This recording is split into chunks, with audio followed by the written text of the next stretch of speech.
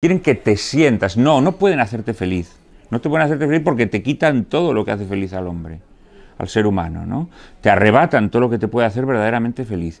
Y entonces lo que te dan es un simulacro de vida en el cual tú te sientes feliz, ¿eh? Te sientes feliz. Te sientes feliz porque te trasladas en patinete por la ciudad, ¿no? Te sientes feliz porque piensas que comiendo carne sintética pues no contaminas y estás contribuyendo a que el planeta pues sobreviva, ¿no? Todo esto es falso, no. Tienes patinete porque no puedes tener coche. Y comes carne sintética porque no puedes comer un solo millo. Esa es la dura realidad. A la de tres, con Luis Gracia. Bien, hoy nos acompaña Juan Manuel de Prada, escritor español. ¿Qué tal? ¿Cómo está? Muchísimas gracias por... Un placer, Luis, estar aquí. Este es un programa de entrevistas dirigido a gente joven, por tanto me gustaría empezar preguntándole cómo era el Juan Manuel de Prada de joven, con 18, con 19, con 20 años. Bueno, pues más delgado que hoy, desde luego,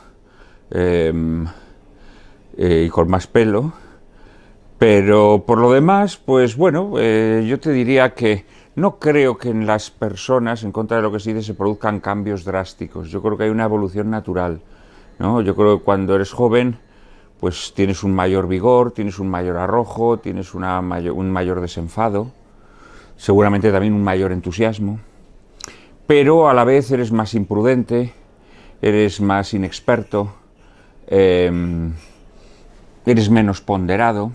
Entonces yo creo que con el paso del tiempo se produce un proceso de decantación, ¿sabes? En donde hay una serie de cosas que vas descubriendo, que hasta ese momento se te habían velado, se te cae la venda de los ojos e indudablemente adquieres una mayor amplitud, ¿no? Digamos que es como si la pantalla cuadrada se convierte en cinemascope, ¿no?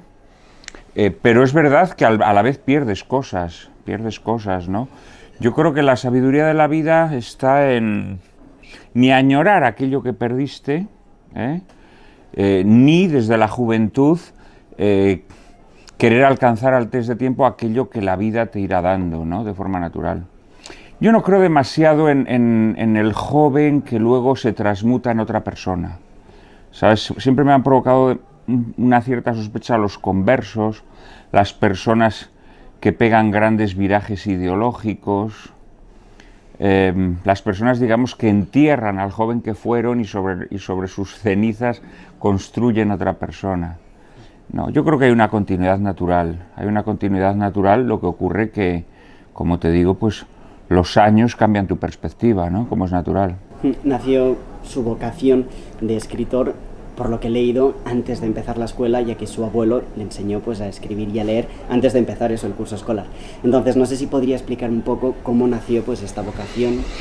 Esto me marca mucho, indudablemente, el aprender a leer y a escribir a una edad muy temprana. Yo cuando voy a la escuela a los 3 años, yo ya sé leer y escribir, y esto evidentemente me va a dar una percepción del mundo distinta. ¿Por qué? Bueno, pues porque los niños de mi edad no podían leer y escribir y por lo tanto iban por la calle y no podían leer los letreros que hay en la calle, ¿no? Yo al poderlos leer, evidentemente, pues tenía una percepción del mundo, no sé si más penetrante, pero indudablemente como más adulta, entre comillas, ¿no? Y luego pues esa vocación va madurando, descubres que tu forma de relacionarte con el mundo es a través de la palabra, le das importancia a la palabra y la palabra se convierte un poco en tu oficio, ¿no? En tu oficio lees mucho y hay un momento en el que, seguramente de forma un poco petulante y un poco absurda, pues pretendes incorporar algo a lo que los maestros han hecho, ¿no? Pero sí, siempre me recuerdo queriendo ser escritor. Soy una persona de vocación muy marcada y siempre quise dedicarme a este oficio. De forma un poco insensata, incluso sin saber en qué consistía ser escritor, ¿no? Porque normalmente cuando eres un niño o un adolescente tiendes a mitificar mucho al escritor o tiendes a captar solo algunos aspectos de su oficio. Cuando verdaderamente te conviertes en escritor descubres que ser escritor también tiene pues una cara B, ¿no? Un poco penosa, que exige mucha disciplina, que exige mucho sacrificio, que exige mucha renuncia, que exige mucha constancia. Con esas cosas al principio no cuentas, porque tienes más a la vista la imagen romántica del escritor, digámoslo así, ¿no? ¿Y recuerda lo primero que escribió? Sí, yo empecé escribiendo fábulas, fábulas protagonizadas por animales, ¿no? En la tradición del género, pues a imitación de las historias que yo leía en las fábulas que yo leía siendo niño, o las películas o series de dibujos animados en las que salían animales, ¿no? Bueno, siempre ha sido un recurso hablar de nosotros mismos a través de animales, ¿no? Es el misterio de las fábulas. Y yo empecé escribiendo fábulas siendo muy niño, no sabría decirte, pero a lo mejor con 4 o 5 años ya empecé a escribir fábulas. Luego ya pasé a escribir. Recuerdo que cuando tenía 10, 12 años escribí una novela a imitación de las aventuras de Tom Sawyer y de Huckleberry Finn, un poco con los chicos de mi pandilla. Y luego, pues a partir de los 13 años, te diría, empecé a escribir poesía. Empecé a escribir poesía, que es el género en el que uno tiende a expresar sus emociones más íntimas, sus tribulaciones amorosas y demás. Y esta fue mi dedicación hasta que empecé a escribir cuentos, relatos, en torno a los 16 años. Y ahí me di cuenta que yo era mejor prosista que poeta, y es que había algo en mí bueno, y escribí muchísimos cuentos, cientos de cuentos, que fue el primer género literario, digamos, al que me dediqué seriamente. Mis primeros libros son de cuentos, y luego ya pues empecé a escribir una novela, ¿no? Ya con 20 y tantos años. Lamentablemente parece que los jóvenes cada vez leen menos, o como mínimo leen menos en papel, ¿no? Entonces no sé si podría explicar y contar a toda la audiencia por qué es importante la lectura. Bueno, vamos a ver, yo creo que en general sí se lee menos, no creo que solo los jóvenes, creo que en general hoy en día la gente lee menos. ¿Por qué la gente lee menos? Pues porque la tecnología ha invadido nuestra vida, la ha acelerado, nos obliga a hacer más cosas porque nos da facilidades para hacerlas, pero al mismo tiempo nos mantiene absortos ante ella, ¿no? Es decir, hoy, gracias al correo electrónico o al WhatsApp, podemos atender muchos más compromisos de los que podíamos atender antes con el teléfono, y no digamos antes cuando no había teléfono, sino que esos compromisos los teníamos que atender escribiendo una carta, ¿no? Evidentemente multiplica nuestra capacidad, pero al mismo tiempo nos absorbe mucho, ¿no? Entonces, no, yo creo que este es un mal no solamente de la juventud, sino de todas las generaciones. ¿Por qué es bueno leer? Vamos a ver, yo no diría que leer es bueno en términos absolutos, porque uno también puede leer libros muy malos, libros dañinos, libros que le destruyan, ¿no? Yo creo que lo que es bueno es que nos bajemos de la prisa, ¿no? Porque la tecnología lo que busca es que nuestra vida sea muy rápida, para que no pensemos nada, para que no degustemos nada, para que no disfrutemos nada ni suframos con nada, ¿no?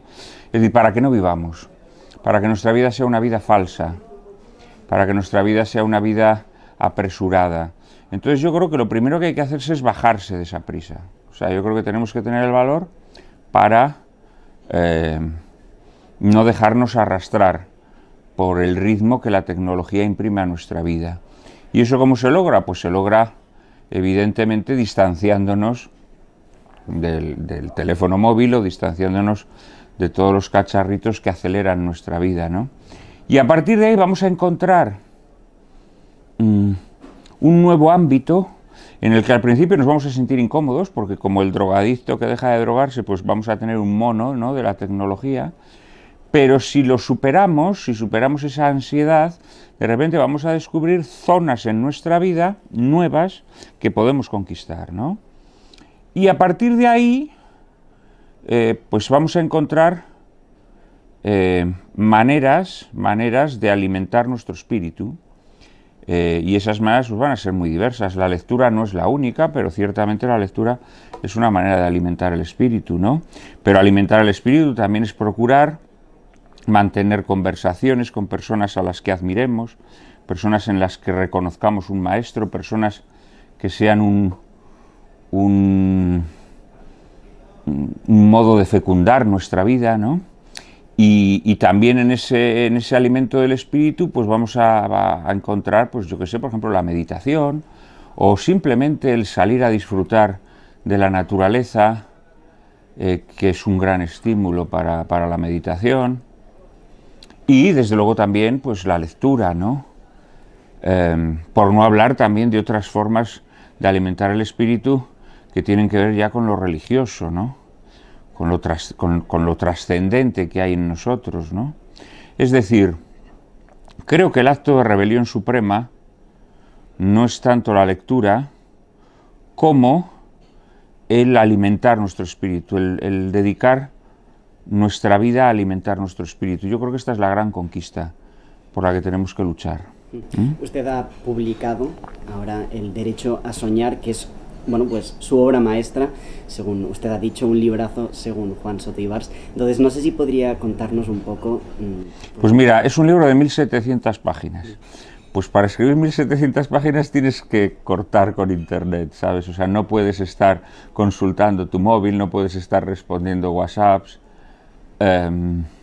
Digamos que sí, es la obra que yo considero mi obra más importante porque es una obra, primero, a la contra de los tiempos, es una obra escrita sin esperanza de recompensa, sin esperanza de éxito, ¿sabes? Es una obra de dimensiones descomunales, sobre todo para nuestra época, y es una obra que por su género, una biografía, por el personaje sobre el que trata, que es una escritora catalana olvidada, Ana María Martínez Sagi, por su enfoque, por su manera de abordar su vida, pues es una obra que no va a ser una obra de grandes ventas, pero es la obra que yo necesitaba hacer. En este sentido también creo que es muy importante, en ese regreso a una vida más pausada y una vida en la que alimentemos nuestro espíritu, creo que también es muy importante que cobremos conciencia de que las cosas importantes de la vida no son aquellas que nos garantizan el éxito, que nos garantizan el aplauso, que nos garantizan el dinero. Las cosas importantes en la vida son aquellas que tenemos que hacer, aquellas cosas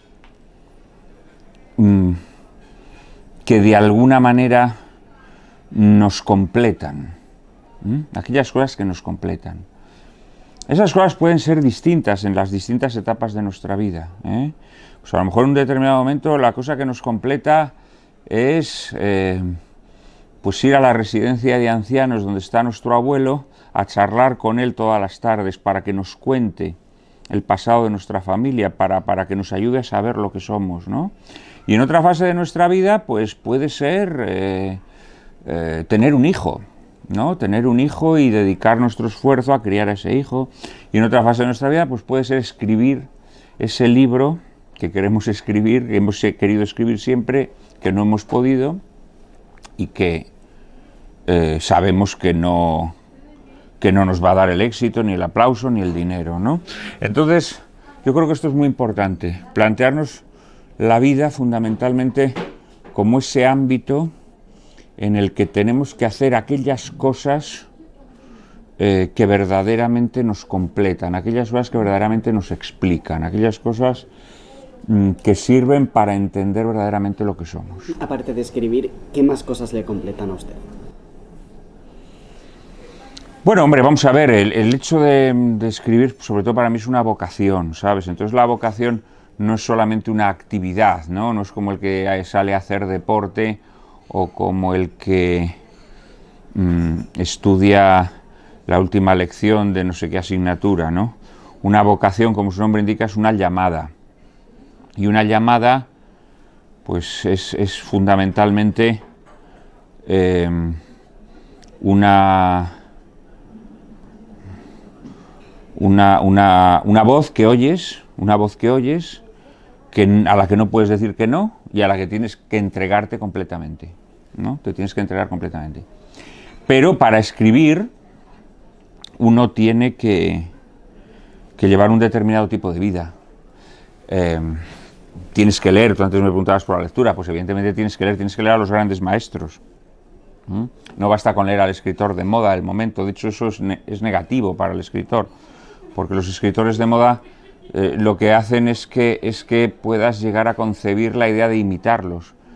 Tienes que leer a los grandes maestros, leer a Homero, leer a Cervantes, leer a Dante, leer a Dostoyevsky, leer a Proust, lees a los grandes maestros y tratas de alguna manera de ser digno de ellos, ¿no? Pero el oficio de escritor, aparte de leer, te exige mirar el mundo y mirarte a ti mismo. Te exige una gran capacidad de observación. Te exige tratar de descubrir el misterio humano. El misterio humano. Y te exige también desentrañar el mundo en el que vives, ¿no? A través de qué formas el mundo en el que vivimos trata precisamente de triturar al ser humano, ¿no? Y por lo tanto te hace crítico ante la realidad, te hace crítico ante la realidad. Yo te diría que las personas que están satisfechas ante la realidad nunca se dedican a escribir, nunca se dedican a escribir. Son las personas que se sienten desplazadas, las personas que tienen conciencia de que les ha tocado vivir en un tiempo oscuro, las que escriben, porque es una manera de rebelarse contra ese tiempo en el que les ha tocado en suerte vivir, ¿no? Entonces, el escritor también tiene que desarrollar una actitud crítica ante el mundo, ¿no?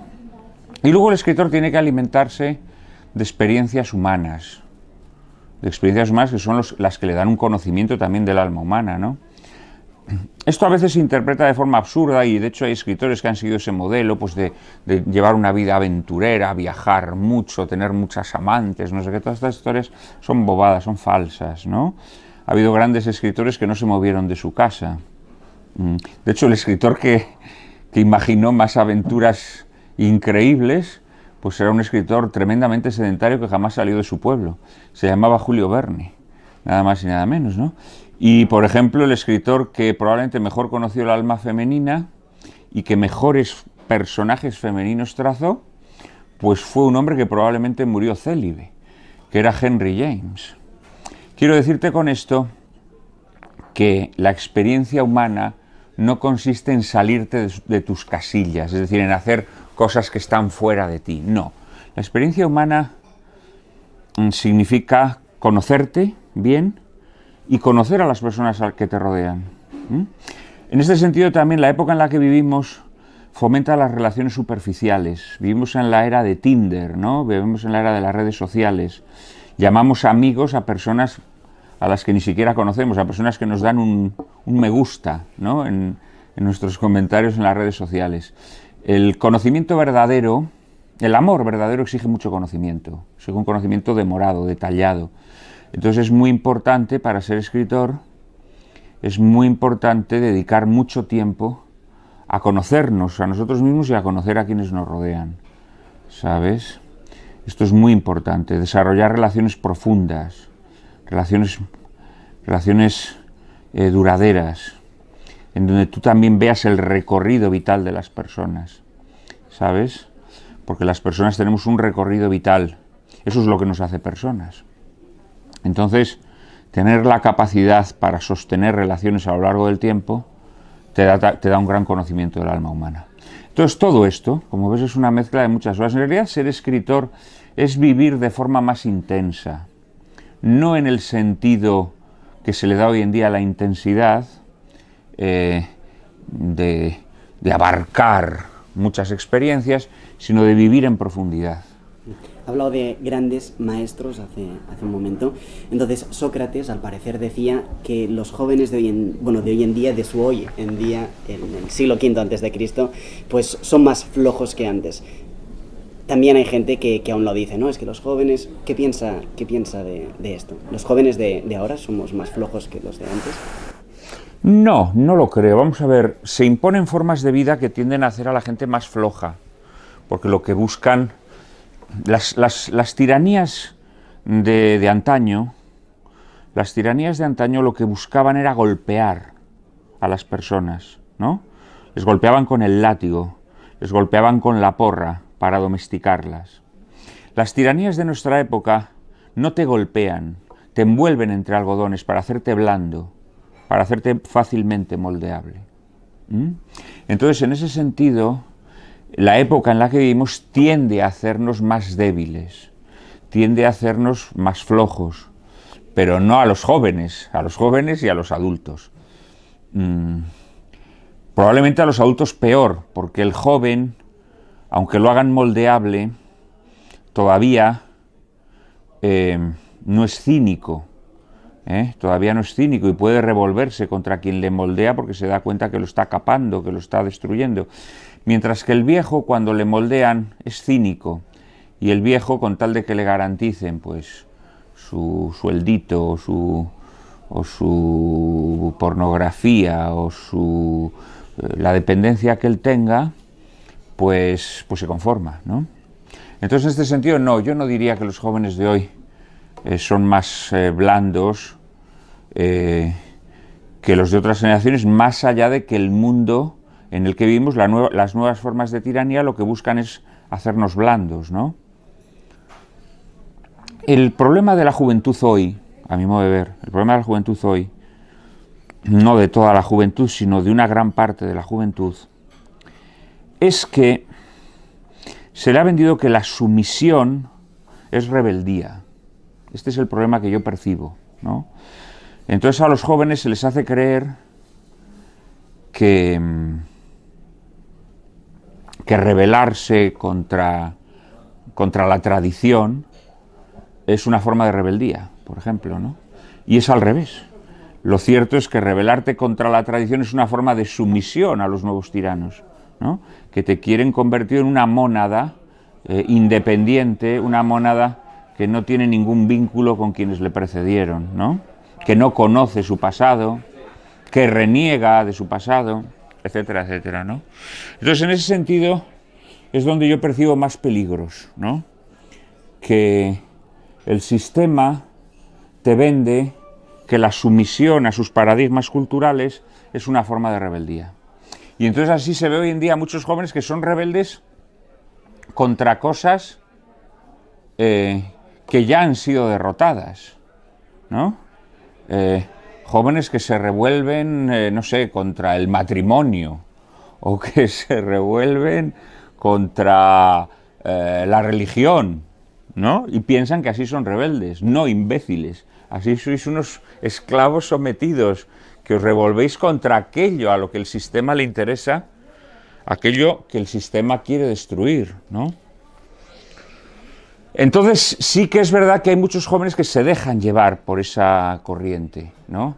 Hay muchos jóvenes que las golosinas que les vende el sistema las compran, o las compráis, ¿no?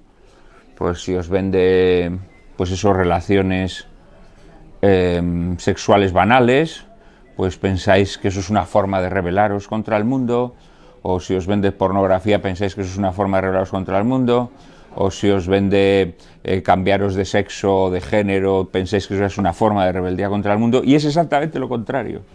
Es lo que el sistema quiere hacer con vosotros, precisamente para convertiros en plastilina, ¿no? Ha hablado de pornografía. La pornografía de alguna manera pues esclaviza, tiene más visualizaciones que Amazon, que Netflix y que Twitter juntos, y además la edad media es de 11 años de inicio del consumo de pornografía, lamentablemente. Entonces no sé qué piensa de la pornografía, de cómo puede afectar, porque además parece que va más. Bueno, yo creo que la pornografía es una forma de alienación, de destrucción de nuestra vida afectiva, de destrucción de nuestra energía libidinal, como diría el marxista Marcuse, ¿no? Es decir, a los tiranos. La energía libidinal, esto es muy interesante, ¿no? La energía libidinal nos sirve para crear y también para amar. Cuando uno concentra su energía libidinal en labores creativas o en labores amatorias, puede hacer grandes cosas. Pero entonces, claro, el sistema lo que quiere es que tú toda esa energía libidinal la desagües a través de desahogos fáciles, porque así no vas a ser una persona creativa, es decir, no vas a ser una persona que verdaderamente tenga capacidad para rebelarse, ¿Mm? Entonces la pornografía está pensada, es como el soma de la novela de Aldous Huxley, ¿no? Un mundo feliz, ¿no? El soma es esa droga que tú necesitas administrarte todos los días para sentirte bien, ¿no? En realidad es la droga que el sistema te procura para que desahogues tu rabia, por una parte, y por otra, para que no puedas construir proyectos vitales duraderos. ¿Mm? Para que no puedas guardar tu energía sexual para la mujer a la que amas, para que no puedas guardar tu energía creativa para esa empresa, para ese proyecto que verdaderamente puedes construir, para que te conviertas en un mequetrefe, en definitiva, ¿no? Yo con esto, porque cuando dices esto, pues la gente se piensa que eres un puritano y demás, esto es grotesco. Yo he escrito un libro titulado Coños, ¿sabes? A mí me gusta la picardía, me gusta naturalmente que sí, pues una cierta visión de la vida jocunda y con su gracia psicalíptica, ¿no? Que se decía antes. Por supuesto que sí. Eso nada tiene que ver con la pornografía. La pornografía es algo que está creado para provocar reacciones orgánicas, hormonales, pero también mentales, espirituales, destructivas de nuestro yo, destructivas de nuestra vida afectiva, destructivas de nuestra capacidad para relacionarnos con la gente, ¿no? Y además crea adicción. Esto está estudiado por muchísimos neurólogos, crea adicción muy fuerte, y creo que destruye a todos, ¿eh? Nuevamente yo aquí no hago ese distingo entre los jóvenes y los adultos, no, yo creo que destruye a todos. Probablemente hoy en día la mayor causa de rupturas matrimoniales que hay en nuestras sociedades es la pornografía.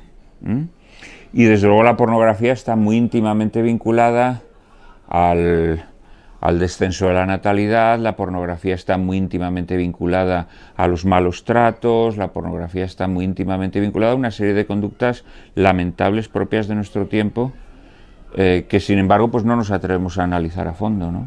Juan Manuel, me doy cuenta que hay muchos jóvenes que van depresivos por la vida como si fueran jóvenes zombies, sin una meta, sin objetivos.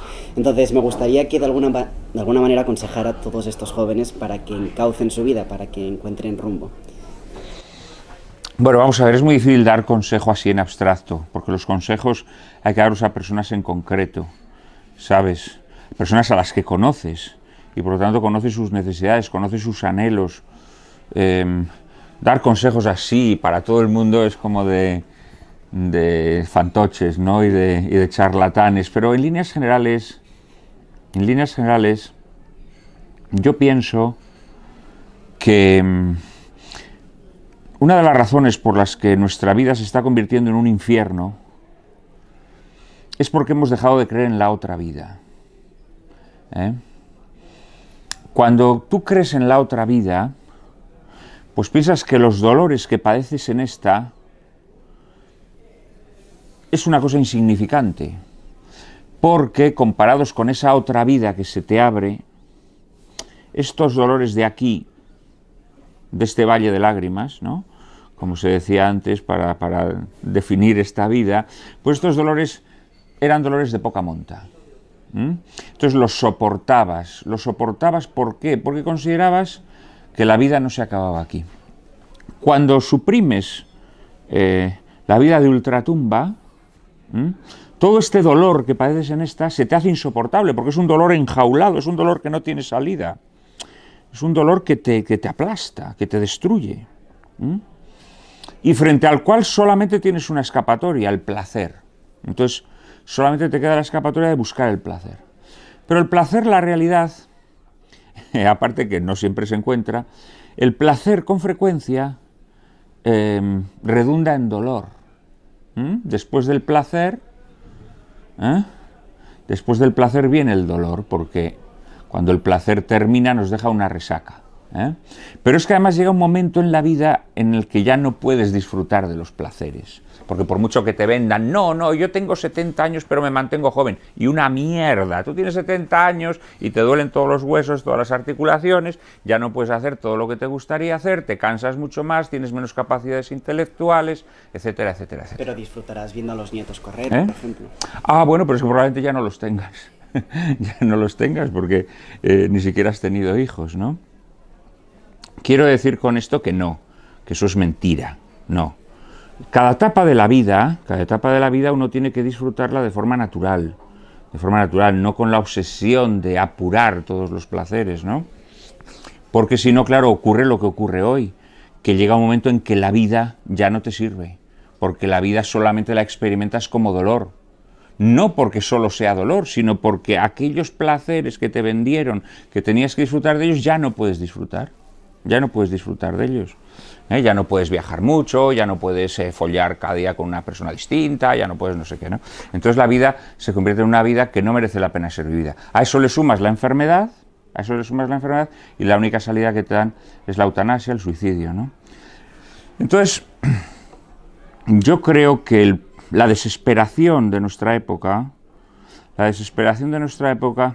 es el efecto natural de pensar que la vida termina con la muerte, ¿no? E inevitablemente la búsqueda del placer te apega demasiado a las cosas materiales de la vida.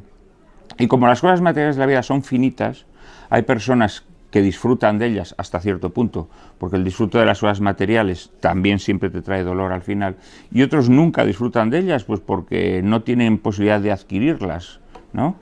Pues, ¿qué ocurre? Que la búsqueda de placeres materiales va matando tu parte espiritual.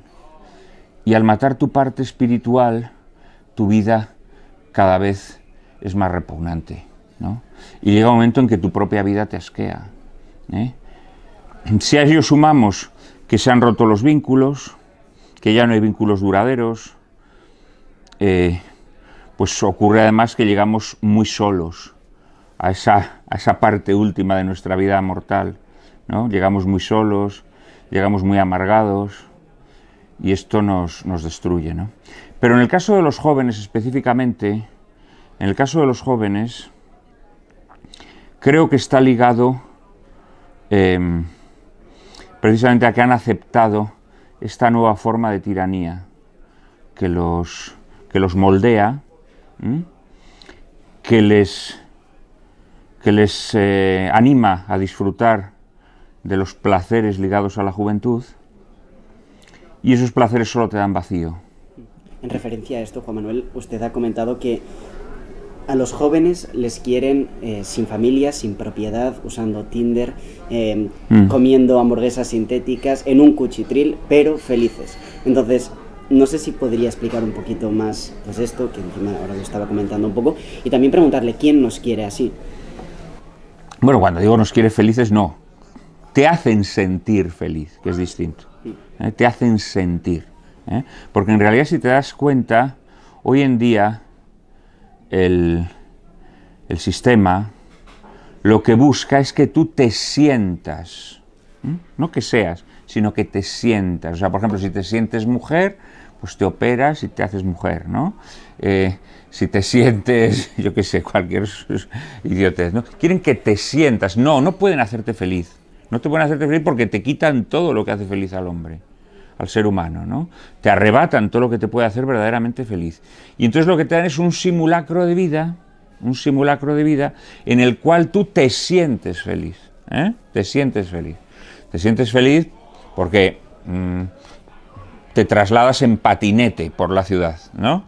Te sientes feliz porque piensas que comiendo carne sintética pues no contaminas y estás contribuyendo a que el planeta pues sobreviva, ¿no? Todo esto es falso, no. Tienes patinete porque no puedes tener coche. Y comes carne sintética porque no puedes comer un solo millo. Esa es la dura realidad. Lo que pasa es que quienes han logrado que pienses que por comer carne sintética estás salvando al planeta o por ir en patinete estás salvando al planeta, son aquellos que te han arrebatado la posibilidad de comer un solomillo o de tener un coche o de formar una familia, etcétera, etcétera. ¿Y por qué nos quieren arrebatar todas estas cosas? Nos quieren arrebatar estas cosas porque el sistema capitalista se fundamenta en la concentración de la propiedad. Entonces, para concentrar la propiedad tú tienes que despojar a mucha gente de propiedad. Esto se ve muy claramente. Las ciudades antes estaban llenas de pequeños negocios, negocios que pertenecían a una familia. Esos pequeños negocios, llegado un determinado momento, pues pongamos a partir de los años 60 más o menos, fueron siendo sustituidos por supermercados. Los supermercados ya no pertenecían a una familia, sino que era una empresa que se cargaba pues a lo mejor a las 7 tiendas del barrio a cambio del supermercado, ¿no? O a partir de los años 80-90 llegaron los hipermercados, los grandes centros comerciales a las afueras de las ciudades, que se cargaron a su vez a los supermercados y a las tiendecitas que habían sobrevivido. Y hoy se ha impuesto el comercio electrónico. ¿Para qué? Para que un solo señor, el dueño de Amazon, concentre toda esa riqueza que se ha ido destruyendo. Entonces, los gobernantes están al servicio de la plutocracia. La gente tiene que entender, la gente que no sea tonta, que no se piense que los de las izquierdas están con los trabajadores y los de las derechas, no, están todos con los mismos, están con la plutocracia internacional. Están al servicio de esta plutocracia destructora, devastadora de las economías familiares. Están al servicio de toda esta gente que ha arrasado la economía, que está empobreciendo cada vez más a las nuevas generaciones para engordar la fortuna de unos cuantos magnates, ¿no? La razón, por ejemplo, por la que ahora se están cargando la ganadería. Pues se están cargando la ganadería porque la ganadería todavía genera relativamente, no como antaño, una riqueza repartida. Y claro, si el señor Bill Gates quiere hacerse rico con la industria alimentaria, él ya no va a poder entrar en el negocio de la ganadería convencional, porque ese negocio ya, digamos que ofrece un producto suficiente en los países occidentales, ¿no? Él necesita crear un nuevo mercado que destruya ese a costa de enriquecerse él solo. Es decir, concentración de la riqueza. Concentración de la riqueza. Esa es la clave de esta nueva forma de dominación que padecemos. Claro, esa concentración de la riqueza, ¿qué ocurre? Esa concentración de la riqueza hace que haya mucha gente excedente. Porque a esa concentración de la riqueza solamente le interesa a la gente que pueda consumir de verdad, ¿no? Entonces, ese número excedente de vidas que no son necesarias para que estos grandes plutócratas amasen sus fortunas, pues poco a poco las vas estrangulando. ¿Cómo las estrangulas? Joder, pues les das Tinder, o les das género, ¿para qué? Para que no sean fecundos, para que sus relaciones personales sean una mierda, para que se cambien de sexo, para que no tengan hijos, para convertirlos, para esterilizarlos, en definitiva, para esterilizarlos. Es un proceso de eugenesia, pero hecho finamente. ¿Entiendes lo que te quiero decir? Sí, hay un proceso de eugenesia, pero a la vez también cada vez vienen más inmigrantes. Entonces... Vienen más inmigrantes porque necesitan mano de obra barata, porque han degradado tanto los trabajos los han degradado tanto que ya nadie quiere trabajar en esos trabajos.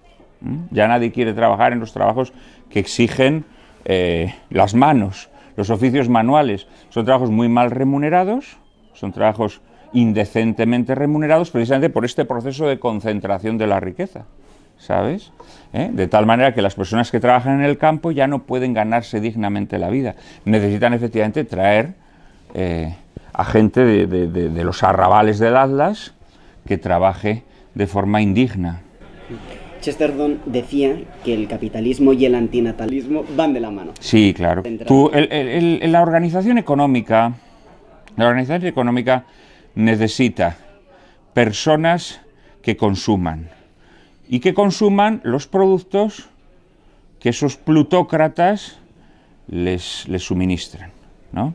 Entonces hay mucha gente que sobra, hay mucha gente que no aporta nada, hay mucha gente que en realidad la tienes que mantener, o que gana unos sueldos tan virriosos, pues por ejemplo estos negros que trabajan en el campo, les pagan unos sueldos virriosos, unas vidas indignas. Pues claro, hay que conseguir que no se reproduzcan. Hay que conseguir que no se reproduzcan. Y para que no se reproduzcan, ¿qué tienes que hacer?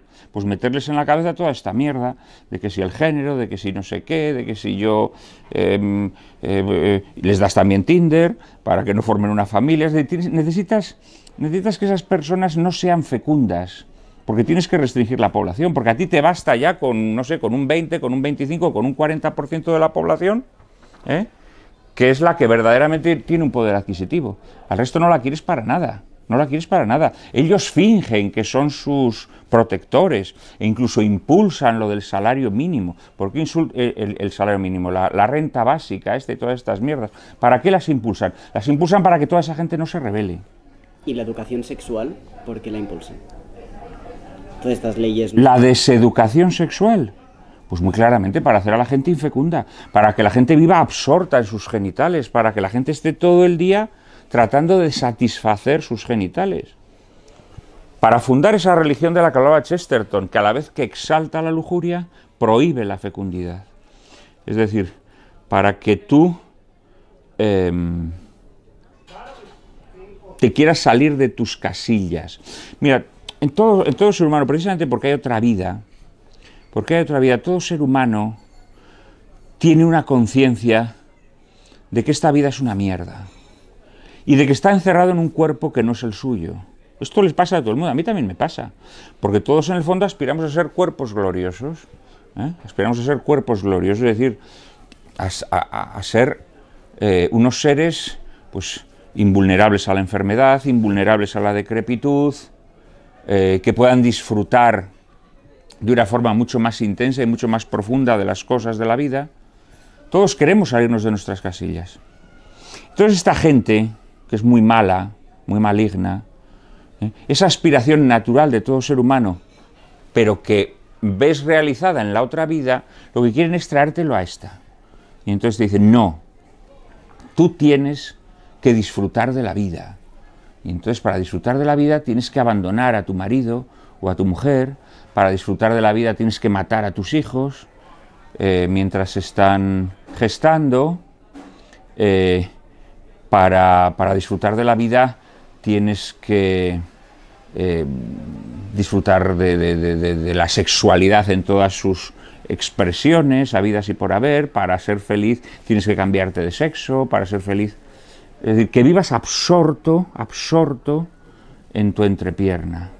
Lo que yo llamo los derechos de bragueta. Los derechos de bragueta, indudablemente, desde la pornografía al cambio de sexo, pasando por el aborto, pasando por el infinito bazar que se nos ofrece. Los derechos de bragueta es el soma con el que esta gente nos mantiene esclavizados y sumisos. Cambiando un poco de tema, usted comenta que tuvo... Porque, por terminar, sí, date cuenta que lo que nos hace rebeldes, lo que nos revuelve contra el sistema, es la conciencia de la injusticia. Pues la conciencia de estar cobrando un sueldo de mierda. Pero claro, tú cuando eres más consciente de la justicia, de la injusticia, cuando eres un soltero con patinete y con cuchitril, o cuando eres un padre de familia con 4 hijos, ¿cómo eres más consciente de la injusticia? Eres más consciente de la injusticia cuando eres un padre de familia con 4 hijos, porque con el sueldo ese de birria no puedes dar de comer a tus hijos. Sin embargo, con un sueldo de birria, pues bueno, un patinete, un cuchitril, pues te mantienes. Entonces, a la plutocracia le interesa tener personas infecundas, personas que no tengan hijos, porque van a ser personas que no se van a revolver contra la injusticia, se van a conformar con una vida indigna. Cambiando un poco de Cambiamos de tema, sí. Sobre Bueno, usted comenta que tuvo un regreso a la fe. Entonces, no sé si podría comentar, bueno, explicar cómo fue ese regreso, por qué cree en Dios, no sé si evidencias de que Dios existe. No ha sido un regreso, ha sido un camino, ha sido un camino. Yo siempre he tenido conciencia de la existencia de Dios por una razón muy sencilla, porque la existencia de Dios me parece algo mucho más racional y mucho más concebible que la pura evolución de la materia, ¿no? Es decir, yo no creo que el ser humano sea el producto de la evolución ciega de la materia, no lo creo. Me parece una cosa bochornosa desde el punto de vista intelectual. Y cuando contemplas el mundo, descubres que en el mundo hay un orden. Descubres que en el mundo hay un orden, ¿no? Cuando te fijas en el átomo, pues descubres que el átomo tiene una organización perfecta. Y cuando te fijas en las galaxias, descubres que tienen una composición perfecta. Descubres en definitiva que en el universo, desde lo más infinitesimal hasta lo más vasto con V, descubres un orden. Y ese orden solamente puede haber sido creado por una inteligencia superior. Eso es así. No me sirve que la pura evolución de la materia lo haya producido. Por otra parte, ¿quién ha producido la materia? ¿De dónde viene la materia? La materia no viene de la nada solamente engendra nada. Es la negación de la materia, ¿no? Entonces, no, creo, honestamente, que es mucho más racional y más lógico descubrir en el mundo un orden que ha sido creado, ¿no? Y por otra parte, cuando miro dentro de mí, miro dentro de mi espíritu, descubro unos anhelos que nada tienen que ver con mi condición perecedera.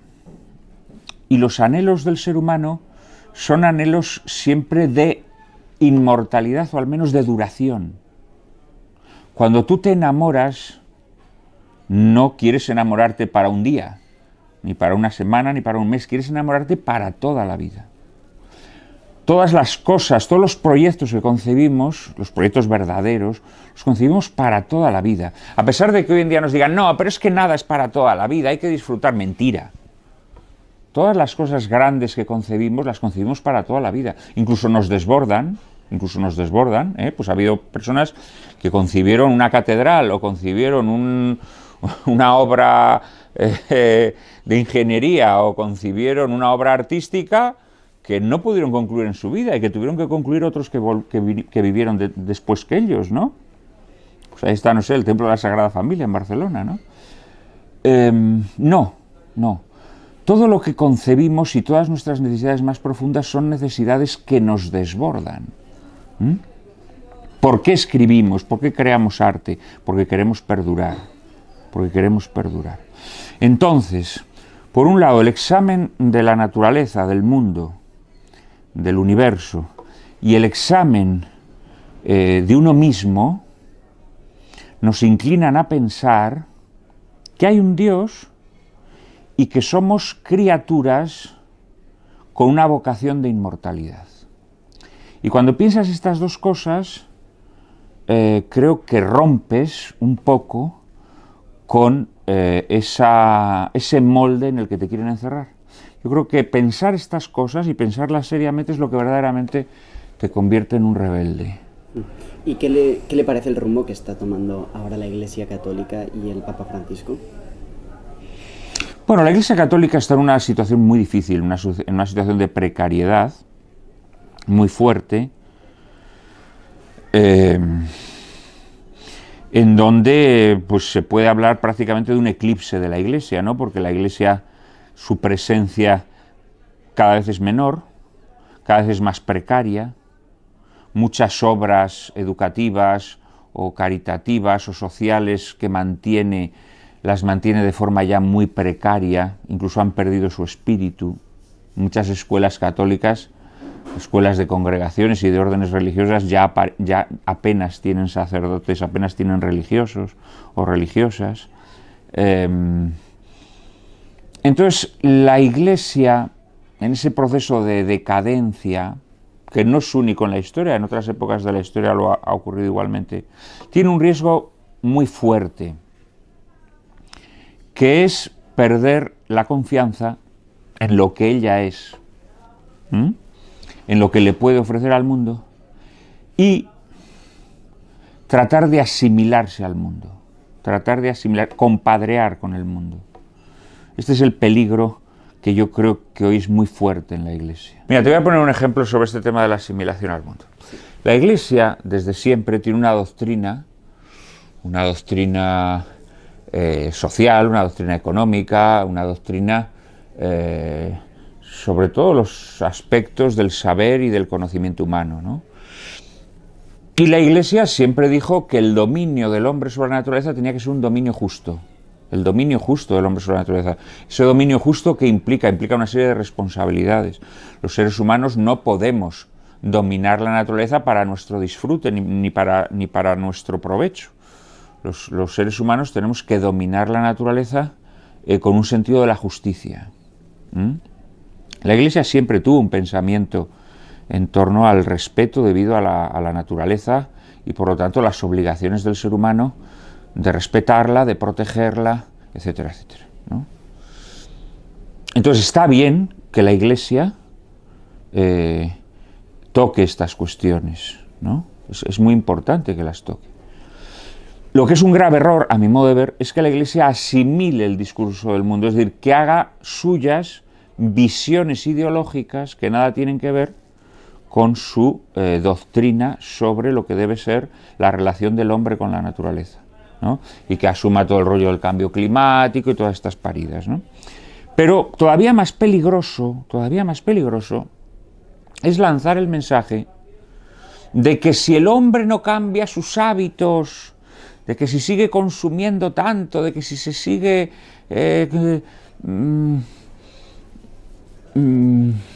viviendo por encima de sus posibilidades, el mundo se va al garete, se acaba el mundo.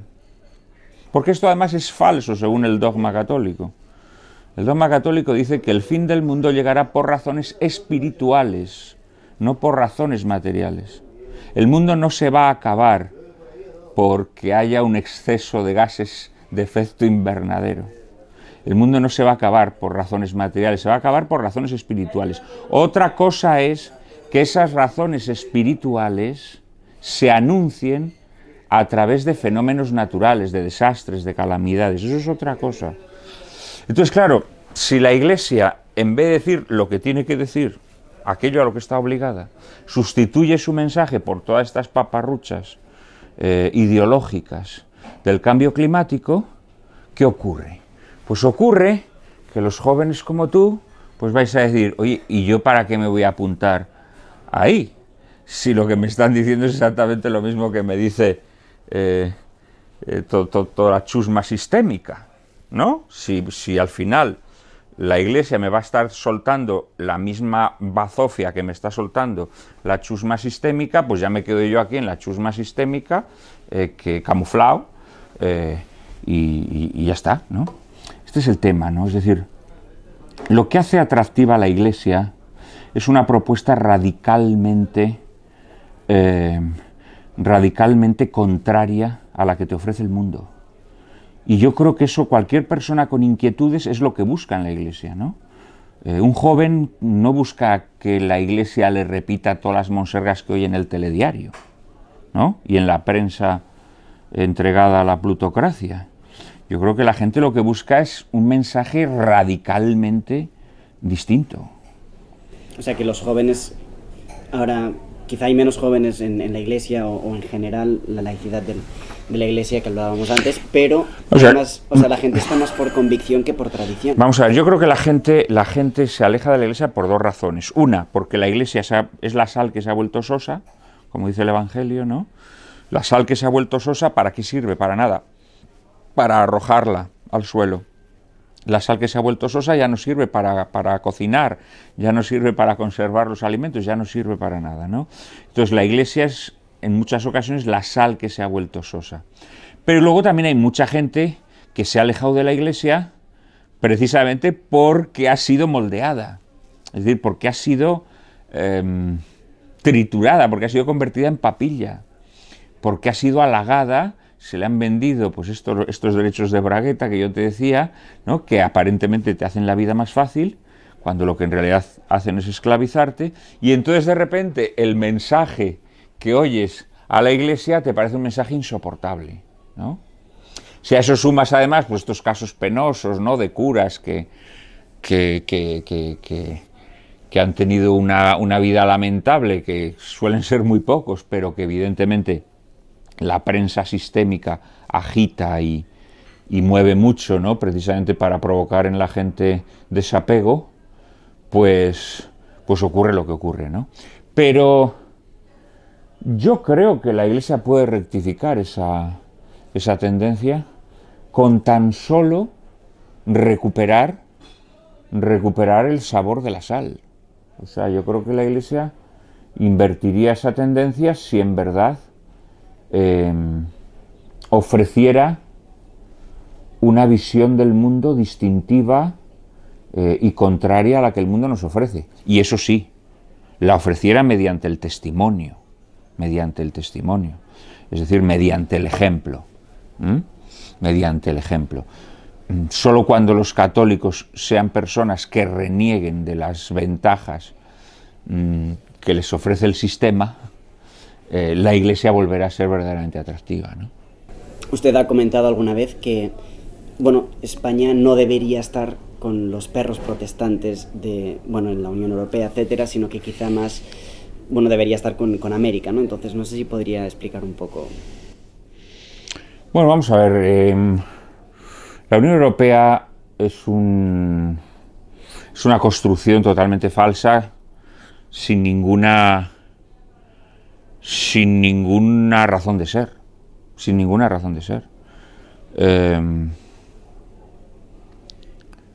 La Unión Europea se fundamenta precisamente en la ruptura de Europa, ruptura religiosa, ruptura política, ruptura social, ruptura filosófica, en donde efectivamente pues hay una serie de países, que son los países protestantes, digámoslo así, que trataron de destruir, de someter a los países católicos. Con unos lo lograron antes, con otros después. España fue de los que más resistió, pero finalmente terminó claudicando.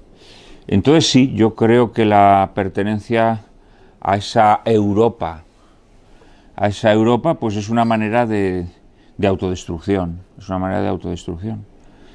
creo que los pueblos tienen que ser leales a su tradición. Los pueblos tienen que ser leales a lo que los constituye. Y es una cosa grotesca que España esté en una organización que dominan quienes han sido sus mayores enemigos históricamente, ¿no? Yo creo que sí, que el destino español es americano por una razón muy sencilla, porque América es la prolongación de España, la prolongación natural de España, ¿no? Entonces sí, yo creo que España, con quien tendría que profundizar sus lazos, sus vínculos espirituales y materiales, es con América, con la América hispánica, naturalmente, no con la América anglosajona. Ya para ir terminando, Juan Manuel, no sé qué nos diría a los jóvenes pues para poder, en la medida en la que podamos, hacer un mundo mejor a nuestro alrededor.